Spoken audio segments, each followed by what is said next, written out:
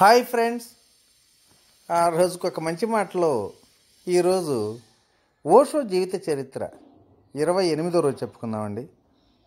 ఈరోజు ఓషో మరణంలో ఉన్నటువంటి ఒక అనుభూతిని ఎలా తెలుసుకున్నాడనే దాని మీద చెప్పుకుందాం. నాకు 14 ఏళ్ల వయసులో మా కుటుంబం మళ్ళీ నేను చనిపోతానేమో అని ఎంతగానో కలవరపడింది. అయితే నేను బ్రతికాను అనుకోండి. నేను ఆ మరణాన్ని ఎరుకుతోనే ప్రయత్నించాను. నేను మా వారితో అన్నాను, ఒకవేళ ఆ జ్యోతిష్కుడు చెప్పినట్లు మరణం గనక జరిగితే దానికి సిద్ధపడటం నేను తయారుగానే ఉన్నా. మరణానికి ఒక అవకాశం ఎందుకు ఇవ్వకూడదు? అసలు నేనే వెళ్ళి దానితో ఎందుకు కలవకూడదు? ఒకవేళ నేను మరణించబోతుంటే అప్పుడు ఎరుకుతో స్పృహతో చనిపోవటం నాకు అదే ఉత్తమం అనిపించింది. నేను నా స్కూల్లో 7 రోజులు సెలవు తీసుకున్నా. మా హెడ్ మాస్టర్ దగ్గరికి వెళ్ళి, నేను మరణించబోతున్నాను సార్ అన్నా. అందుకు ఆయన ఎంతో కోపంతో, ఏమిటి పిచ్చి మాటలు, ఎంత అర్థం లేకుండా మాట్లాడుతున్నావు? నువ్వేమన్నా ఆత్మహత్య చేసుకుంటున్నావా? నువ్వు చనిపోతున్నావని అనటంలో నీ అభిప్రాయం ఏమిటి అని నిగ్గదీశాడు. లేదండి, జ్యోతిష్కుని భవిష్యవాణి గురించి నన్ను మరణం ప్రతి 7 ఏళ్లకు ఎదుర్కొనే అవకాశం ఉంది. నేను 7 రోజులకు ఒక నిర్జన ప్రదేశానికి మరణం కోసం ఎదురు చూడటానికి వెళ్తున్నా. ఒకవేళ గనక మరణం వస్తే దానిని స్పృహతో కలవటం తెలుసుకుంటా. అప్పుడు అది నాకు ఒక అనుభవం అవుతుంది అన్నాను. ఆ తర్వాత నేను మా ఊరి వెలుపల ఉన్న ఒక గుడికి వెళ్ళాను.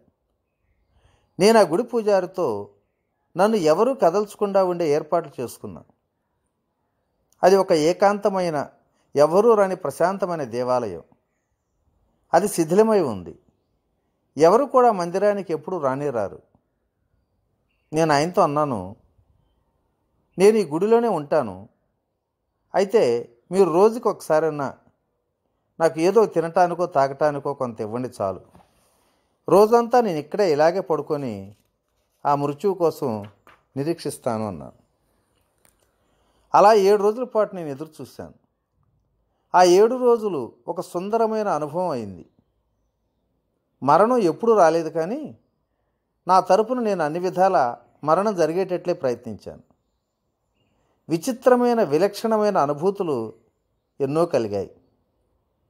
కానీ మూలమైన విషయం ఏమిటంటే, ఒకవేళ కనుక మనం చనిపోతాము అనే భావంతో కనుకుంటే అప్పుడు ఎంత శాంతంగా మౌనంగానూ ఉంటాం. ఎలాంటి చింతలు కూడా ఉండవు. ఎందుకంటే అన్ని చింతలు జీవితంతో ముడిపడే ఉంటాయి కదా. జీవితమే అన్ని చింతలకు ఆధారభూతం. ఏదో ఒకరోజు మనం చనిపోతాం అన్నప్పుడు ఇంకా చింతపడటం ఎందుకండి? నేను అక్కడే పడుకొని ఉన్నా.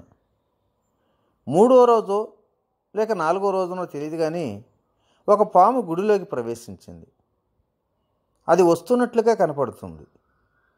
నేను దాన్ని చూస్తున్నాను, కానీ ఎలాంటి భయం కూడా కలగటంలా. హఠాత్తుగా నాకు చాలా అపూర్వమైన అనుభవం కూడా కలిగింది. ఆ పాము దగ్గరగా, మరింత దగ్గరగా సమీపిస్తుంది. నాకు చాలా అద్భుతం అనిపించింది. అయితే అప్పుడు ఎలాంటి భయం కూడా అనిపించాల.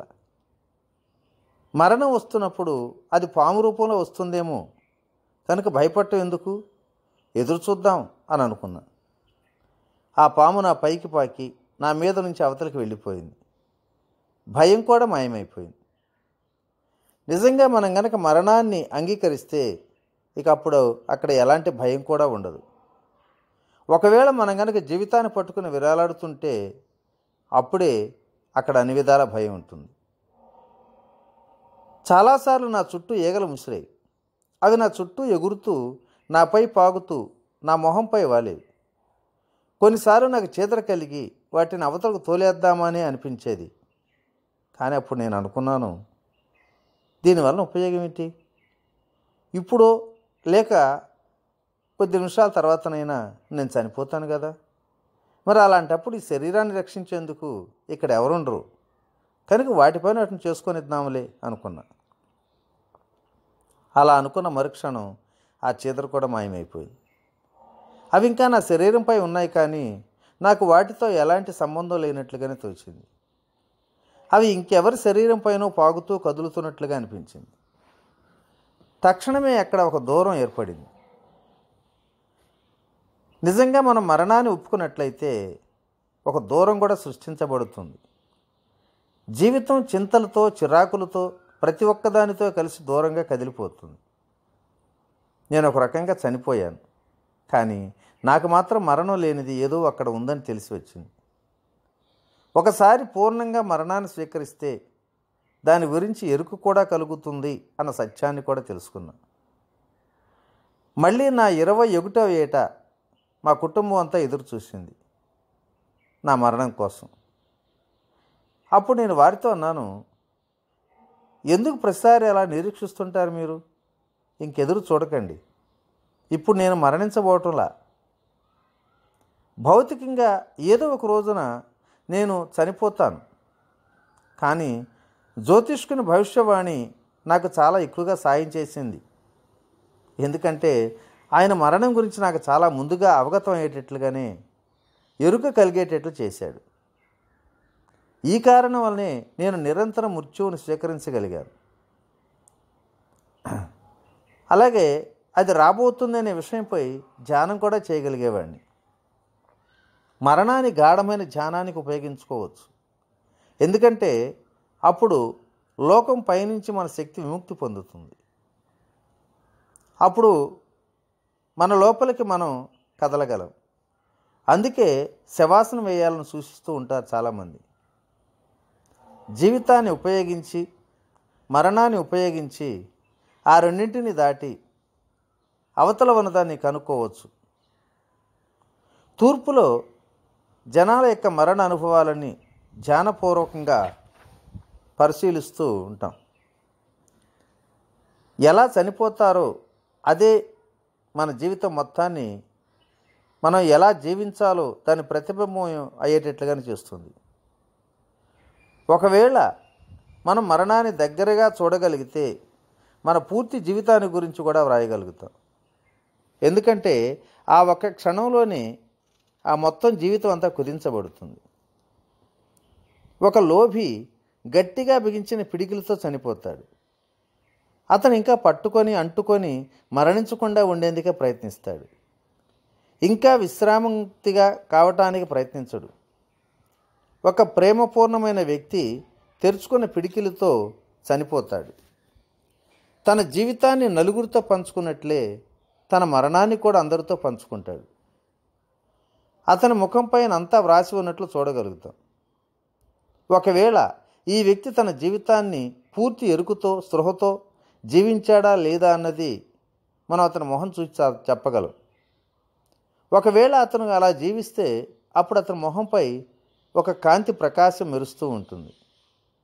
అతని దేహం చుట్టూ ఒక విశేష అదృశ్య శక్తి వలయం లాంటిది ఉంటుంది. మనం అతని దగ్గరగా వెళ్ళి చూస్తే ఒక నిశ్శబ్దాన్ని, అనుభూతిని పొందుతాం. ఒకవేళ ఆ వ్యక్తి ఆనందపూర్ణ స్థితిలో, అస్తిత్వంలో పూర్తిగా కలిసిపోతే హఠాత్తుగా మనకు అతని దగ్గర ఆనందంగా, శాంతంగా ఉన్నట్లు అనుభూతిని కూడా పొందుతాం. నా చిన్నతనంలో ఒకసారి ఇలాగే జరిగింది. మా ఊరిలో సాధు ప్రవృత్తి గల ఒక వ్యక్తి మరణించాడు. నాకు అతనితో ఒక రకమైన బంధం కూడా ఉండేది. అతను ఒక చిన్న దేవాలయంలో పూజారి, చాలా బీద వ్యక్తి.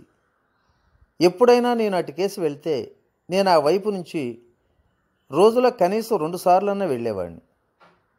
నేను స్కూల్కి వెళ్ళేటప్పుడు ఆ గుడి వైపు నుంచే వెళ్ళేవాడిని. అతను నన్ను పిలిచేవాడు. అతను ఎప్పుడు నాకు ఏదో ఒక పండు లేదా ఒక మిఠాయి ఇచ్చేవాడు.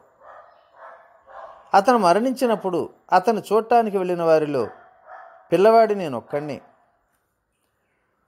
మొత్తం ఊరంతా అక్కడికి చేరింది. హఠాత్తుగా ఏం జరిగిందో నేను నమ్మలేకపోయాను. ఆ తర్వాత నేను నవ్వటం మొదలుపెట్టాను. మా నాన్నగారు అక్కడ ఉన్నారు. అది చూసి నన్ను ఆపటానికి ప్రయత్నించారు. ఎందుకంటే ఆయన చాలా ఇబ్బందిగా, సిగ్గుపడుతున్నట్లుగా అయిపోయాడు. మరణం సంభవించినప్పుడు మరి నవ్వే సమయం కాదది. ఆయన నా నవ్వు ఆపటానికి ఎంతగానో ప్రయత్నించాడు. కోపంతో నవ్వొద్దు, మౌనంగా ఉండు అంటున్నాడు. అయితే నేను నవ్వు ఆపుకోలేకపోయాను. బిగ్గరగా నవ్వాను. అక్కడున్న ప్రతి ఒక్కరు కూడా నన్ను చూసి కోప్పడ్డారు. నన్ను వెనక్కి తిప్పి పంపించేశారు. ఇంటికి వచ్చిన తర్వాత మా నాన్నగారు నాతో అన్నారు, ఇక నిన్ను మళ్ళీ ఎప్పుడు అలాంటి పరిస్థితుల్లో రానీయకూడదు, తీసుకెళ్ళను. నీ వలన నేను ఎంత ఇబ్బంది పడ్డాను తెలుసా? నువ్వు ఎందుకు అలా అంతగా నవ్వుతున్నావు? అసలు అక్కడ ఏం జరిగిందని? మరణంలో అంతగా నవ్వేందుకేముంది? అక్కడ ప్రతి ఒక్కరూ ఏడుస్తున్నారు, మొత్తుకుంటున్నారు, నువ్వు మాత్రం నవ్వుతున్నావు. ఇక్కడ ఏదో జరిగింది నాన్నగారు. ఆ వృద్ధ వ్యక్తి నుండి ఏదో విడుదలయ్యింది. అది అత్యంత సుందరంగానే ఉంది. ఆయన ఒక పరమానంద స్థితిలో మరణించాడు.